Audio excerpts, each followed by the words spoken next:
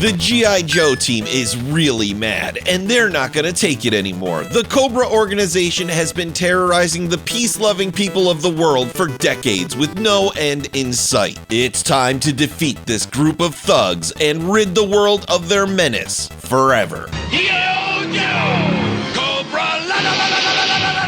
G.I. Joe, A Real American Hero is a single-player action platformer released in 1991. You won't believe this, but once again we have a game that was developed by Kid and published by Taxan, which seems to be featured fairly frequently in the NES Abridged series. Before I get too far into this review, I'd just like to warn you that I'll be saying the game's full title, G.I. Joe, A Real American Hero, for clarity instead of just G.I. Joe, because there's another G.I. Joe game on the NES called G.I. Joe The Atlantis Factor, which was released a year later. In G.I. Joe A Real American Hero, you assemble a team of Joes to tackle the challenges of each stage. The leader of the group is chosen for you, while the remaining 2 slots can be filled with anyone you like. Each of the Joes have their own strengths and weaknesses. Some of them have more health, while others jump higher, and you can choose from Rock and Roll, Captain Gridiron, Blizzard, Snake Eyes, and Duke, who gets my personal nod as overall best character.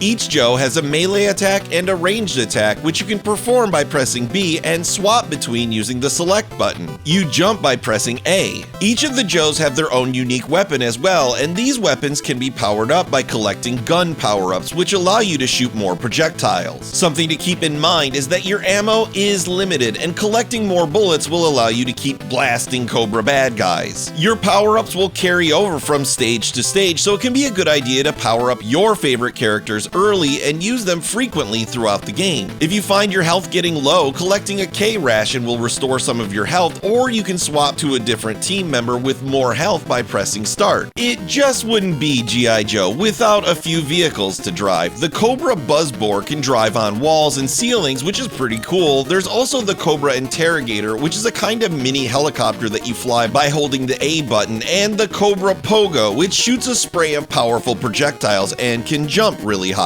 Each of the levels are arranged in 3 stages in G.I. Joe A Real American Hero. You have your traditional platforming stages where you're avoiding pits and shooting enemies, but there are also stages which act like mazes where you have to plant bombs at check marks before the timer runs out. These are my least favorite stages, but I don't outright dislike them. They become especially challenging later in the game, where almost every path is hidden and you have to run around punching or shooting walls to figure out which way to go. These mazes were, at the very least, quite effective, and I frequently found myself turned around or not knowing which way to go, and I lamented the fact that I hadn't made a map. There are boss fights galore in G.I. Joe A Real American Hero, and most of them are a lot of fun. I think they did a good job with the boss variety for the most part, although you will find yourself fighting some variation of flying vehicle that shoots missiles multiple times. A few boss fights that stood out to me was Raptor, a flying bodybuilder guy that smashes the ground and destroys the platform you're standing on.